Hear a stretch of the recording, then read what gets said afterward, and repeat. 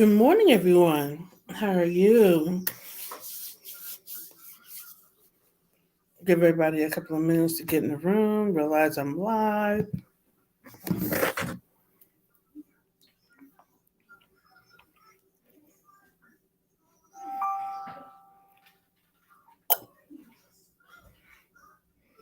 Oh,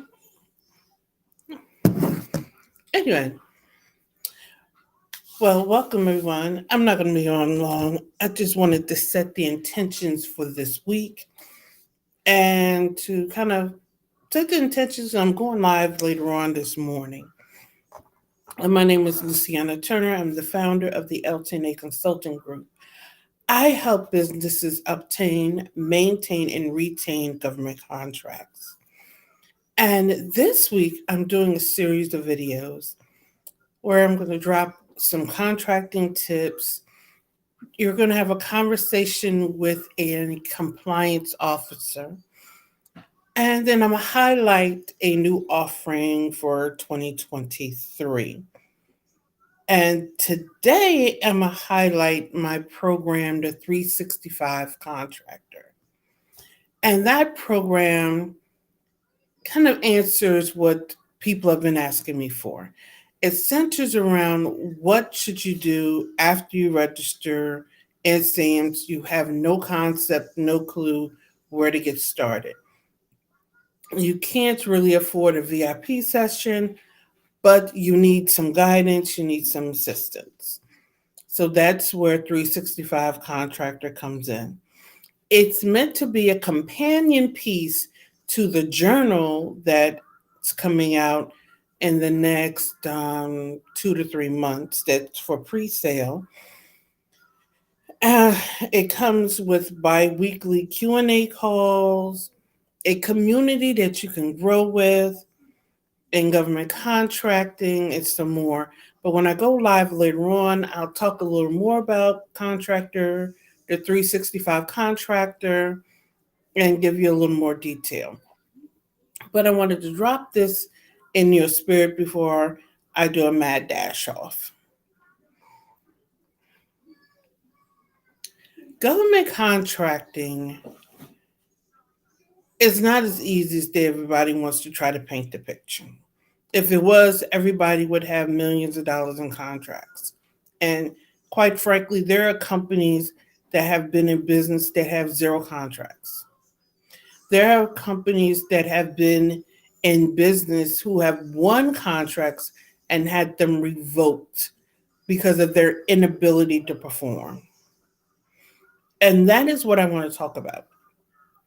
That's what my programs are designed for. I know what's out there is give people what they want. I still believe in giving people what they need. Far too often, the contracting officers are talking about businesses, small businesses especially, that can't perform. So the contracts go to the same companies over and over again because there's this overemphasis on certain things, but not enough emphasis on performance. How do you perform on the contracts? How do you build your capacity and capabilities? Those are the conversations we need to be having on government contracting. But there's getting overshadowed in these conversations around getting certified or creating capability statements that are nothing but glorified resumes.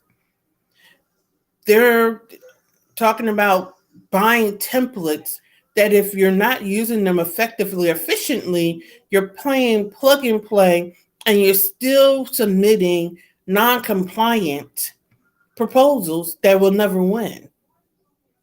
I'll never forget when the Eagle proposed RFP came out.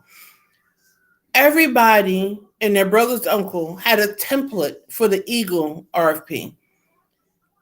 And I was sitting there wondering, people are paying thousands of dollars for this template, yet and still, nobody was thinking, how is there a template out for something that hasn't even hit the street yet? These are the conversations we need to be having. These are the conversations that we need to be talking about. But then people's emotional states are being taken advantage of in this contracting realm because they want to win so badly until they're not stepping back in their power as a business owner and stepping into their leadership and making leadership decisions instead of emotional ones.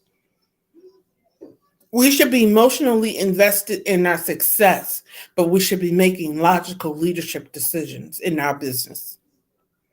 I'll talk about that later on this week. So I'm going to jump off right now and come back a little later as I dive into the 365 contractor when I go live at 12 noon. So I'll see you at 12 and have an amazing morning. Contractors tip of the day. When the government gives you a time, that's what time they mean. They don't mean, so if they say 1 o'clock, they mean 1 o'clock, not 1:01. Developing the habit of showing up and being on time and actually being early will help you in getting your RFPs in on time or getting your proposals in on time. The government does not accept late responses unless the government is the reason why it's late. And that's a story I'll share with you throughout the course of this week.